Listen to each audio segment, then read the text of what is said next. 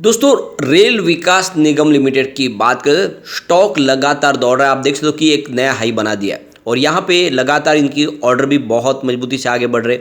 और दूसरी तरफ अगर आप देखें तो रेलवे से संबंधित बहुत सारी अच्छी गुड न्यूज निकल के आ रही है, जो इशारा करिए कि रेलवे के शेयरों में एक ज़बरदस्त तेज़ी आ सकती है।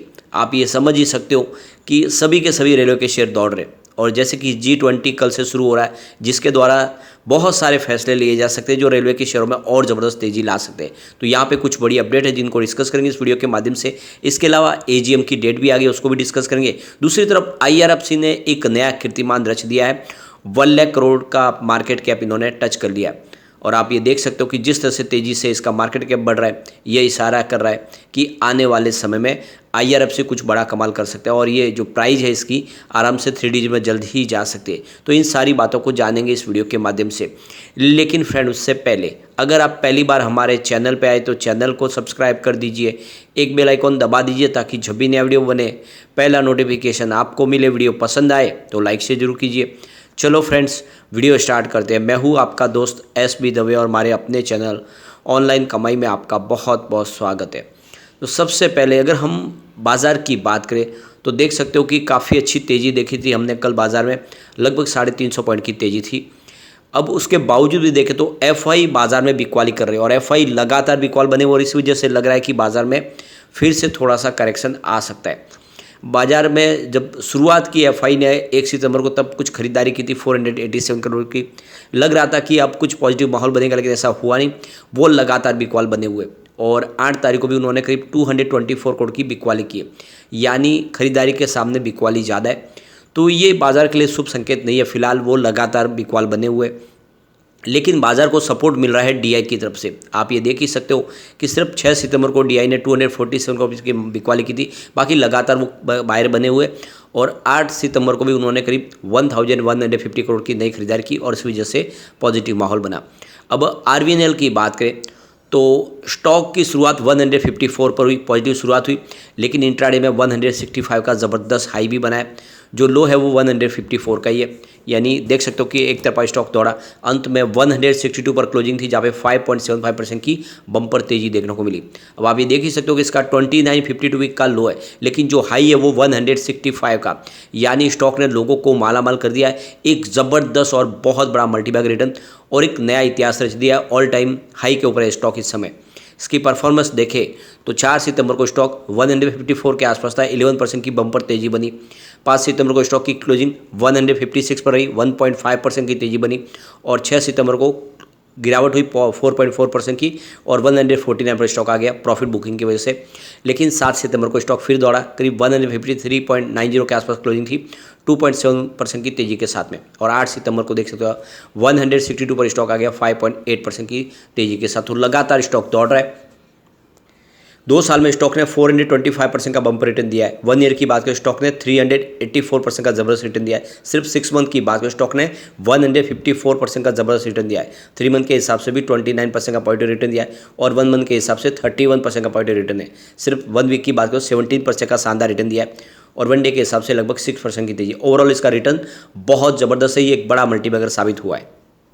अब यहाँ पे एक बड़ी गुड न्यूज निकल के आ रही है। RVNL लोएस्ट बीडर बना है। आप देख सकते हो कि एक सिविल इंजीनियरिंग वर्क्स के लिए, जिसमें आप देखें तो टोटल काम करना है। टोटल आप ये देखें तो वॉल बाउंड्री से लेके साइड ड्रेन और मेजर ब्रिज का निर्माण करना है। इसके अलावा आप देखें तो स्टेशन की बिल्डिंग बनानी है, प्लेटफॉर्म बनाना है, सबवेज बनाना है, सब कुछ बना के देना है। और आप ये देख सकते हो यह एक बड़ा प्रोजेक्ट है और ये देख लो RVNL और MPCC जेवी ने मिलकर ये इसको पाया है। इसमें रेलवे ट्रैक का काम भी है, गेज कन्वर्जन भी करना है। तो ये वडोदरा डिवीजन का काफ़ी बड़ा प्रोजेक्ट है रेलवे का जो इनको मिला है। इसमें 74% की हिस्सेदारी RVNL की है और MPCC की हिस्सेदारी 26% की है। अब ये पूरा प्रोजेक्ट देखें अगर आप तो ये 174 करोड़ 27,33,879 करोड़ का ये बड़ा कॉन्ट्रैक्ट है और इसको 2 साल में कंपनी को पूरा करके देना है। तो काफ़ी शानदार प्रोजेक्ट मिला इनको। इसके अलावा कंपनी की एनुअल जनरल मीटिंग की डेट भी डिक्लेयर हो चुकी है। 27 सितंबर को कंपनी की एनुअल जनरल मीटिंग होगी, जिसमें कुछ बड़े फैसले लिए जा सकते हैं। कंपनी अब नवरत्न बन चुकी है, बहुत तेज़ी से कारोबार बढ़ रहा है। कंपनी आने वाले समय वंदे भारत ट्रेन भी बनाएगी। ऐसे में एक लॉन्ग टर्म इन्वेस्टर के लिए काफ़ी अच्छा मौका है। आने वाले समय ये स्टॉक 4 डिजिट में भी जा सकता है। अब चलते हैं हम IRFC की तरफ। 77.40 पर स्टॉक आके चुका है। 5.81% की ज़बरदस्त तेज़ी देखने को मिली और स्टॉक यहाँ पर भी देखें तो ऑल टाइम हाई पे आ चुका है और बहुत ज़बरदस्त तरीके से पिछले कुछ दिनों में इसने 200% का बम्पर रिटर्न दिया और इसका मार्केट कैप 1 लाख करोड़ को टच कर गया है, यानी एक नया इतिहास रचा है IRFC ने। लिस्टिंग के बाद इसका जो मार्केट है वो कैप 3 गुना बढ़ चुका है। अब यहाँ पे देख दो कि जब यहाँ पे इसकी लिस्टिंग हुई थी उस समय डिस्काउंट में थी 4% की और उस समय उसका मार्केट कैप 32,000 करोड़ के आसपास था 2021 में, जो अब बढ़ के 1 लाख करोड़ को टच कर गया है। तो बहुत ज़बरदस्त रिटर्न दिया स्टॉक ने और लोगों को माला माल कर दिया। और आपको ये पता ही होगा कि जब इसकी प्राइस 22-23 रुपये के आसपास थी तब भी मैंने कहा था कि इसमें आप खरीदारी कीजिए, ये स्टॉक दौड़ेगा और बिल्कुल दौड़ा है। और आप समझ ही सकते हो कि काफ़ी लोग हैं जो कह रहे थे 50 के ऊपर तो जा ही नहीं पाएगा। और जब OFS आया, जब स्टॉक की प्राइस नीचे आई तब भी कहा था कि OFS भी आएगा तो ज़्यादा गिरावट नहीं होगी, बिल्कुल OFS तो आया नहीं। अब ये स्टॉक देख सकते हो कि 3 डिजिट में जाएगा, उसके बाद ही सरकार OFS के बारे में सोच सकती है। तो जैसा कि आरबीएल के साथ होता वैसी ही संभावना है। ऐसे में यहाँ पे अब आपको इन्वेस्टमेंट को बनाए रखना है, आने वाले समय इसमें और शानदार तेजी की संभावना बन रही है। अब यहाँ पे अगर आप देखें तो मेहता इक्विटीज के तरफ से देखें तो प्रशांत तापसे का कहना है कि जिस तरह से सरकार ने इस बार ज़बरदस्त कैपेक्स का ऐलान किया, सरकार रेलवे के लिए खर्च कर रही है, इसमें जो बड़ा रोल है वो IRFC का है, क्योंकि फंड प्रोवाइड करने का काम तो IRFC का ही है। और ऐसे में जो रेलवे इंफ्रा कंपनी है, जितना भी कामकाज तेज़ी से बढ़ेगा उसका सीधा फायदा IRFC को होगा। ऐसे लॉन्ग टर्म इन्वेस्टर के लिए काफ़ी अच्छा मौका है। अब यहाँ पर एक बहुत बड़ी गुड न्यूज़ निकल के आ रही है यहाँ पर, जैसे कि कल से G20 समिट शुरू होने जा रहा है और इसके अंदर जो अब देखें तो इस बार सरकार बहुत बड़ा एक फैसला लेने जा रही है, जिसमें US, इंडिया और गल्फ स्टेट मिलके रेलवे लाइन के माध्यम से कनेक्टिविटी लेने की तरफ आगे बढ़ रहे हैं। और इसमें G20 में इसके ऊपर यहाँ पे एक तरह का डील एग्रीमेंट साइन हो सकता है। तो यहाँ पे US प्रेसिडेंट जो बाइडेन यहाँ पे आए हुए, तो सऊदी अरेबिया और यूनाइटेड अरब अमीरात और इंडिया मिलकर रेलवे कनेक्टिविटी के माध्यम से अपनी ट्रैक बनाने की कोशिश कर रहे हैं। और जिस तरह से चाइना ने पाकिस्तान के थ्रू जो कॉरिडोर बनाया उसी के जवाब देने के लिए यहाँ पे एक बड़ा रेलवे ट्रैक बिछाया जा सकता है, जिसमें आप देखें तो इसको पोर्ट से कनेक्ट किया जाएगा। तो जहाँ भी समुद्र होगा वहाँ पोर्ट के माध्यम से उसको कनेक्ट करके आगे बढ़ाया जाएगा।